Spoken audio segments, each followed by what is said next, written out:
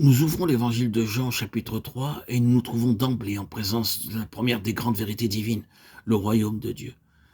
Jésus dit à Nicodème, en vérité, je te le dis, si un homme ne naît de nouveau, il ne peut voir le royaume de Dieu. Tout cet entretien entre Jésus et Nicodème porte sur le royaume de Dieu. C'est à proclamer cette vérité-là que les apôtres furent appelés. C'est à la prédication de ce message-là que Paul, jusqu'à la fin, consacra sa vie. Au chapitre 28 des Actes, dans les derniers jours de sa carrière terrestre, prisonnier de Néron, nous le trouvons encore prêchant le royaume de Dieu. Notre première question est la suivante. En quoi consiste le royaume de Dieu? Procédons donc par élimination et voyons d'abord en quoi il ne consiste pas.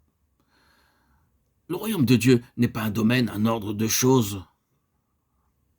C'est un état. Ce n'est pas seulement l'observation de certaines dispositions extérieures, un régime visible, c'est un ensemble de rapports vivants, réglés par l'intérieur.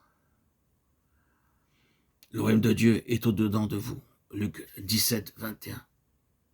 Et non au milieu de vous, comme souvent il est traduit. Le royaume de Dieu, ce n'est pas le manger et le boire, mais la justice, la paix et la joie par le Saint-Esprit.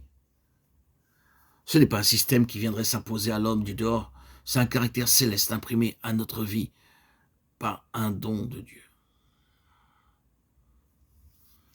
Le royaume de Dieu est un état de choses dans lequel l'autorité se trouve de plein droit entre les mains de Dieu et qui ne fait aucune place à quoi que ce soit qui lui est étranger. En d'autres termes, le royaume de Dieu, c'est Dieu. Peut-être pourrons-nous mieux nous expliquer là-dessus si nous abordons la question des lois du royaume de Dieu. Dans le chapitre 3 de l'évangile de Jean, c'est de toute évidence le royaume de Dieu qui se trouve au premier plan. Et la grande question est celle-ci. Comment un homme peut-il entrer dans le royaume de Dieu?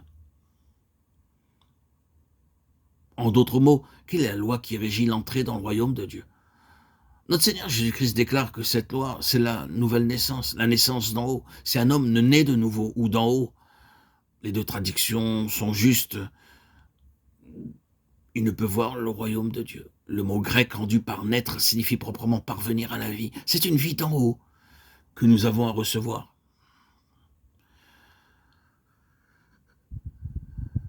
Trois choses ici sont à noter à propos de cette naissance d'en haut. La première, c'est la différence qu'il y a entre cette vie d'en haut et la vie naturelle. La deuxième, c'est le caractère propre, la nature propre de cette vie d'en haut. La troisième, enfin, se rapporte à la condition préalable qui est la base de sa manifestation. Ce qui est né de la chair est chair, et ce qui est né de l'esprit est esprit. La vie de l'esprit telle que nous la recevons à la nouvelle naissance est la plus grande réalité dont un enfant de Dieu est à tenir compte dans sa vie pratique.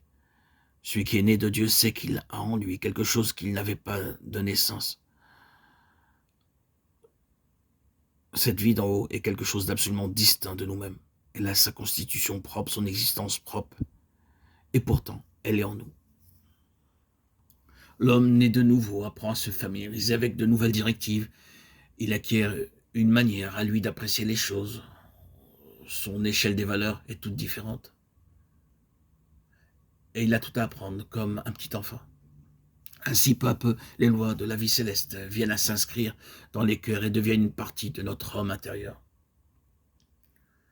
Et elles sont la conséquence normale de notre nouvelle naissance.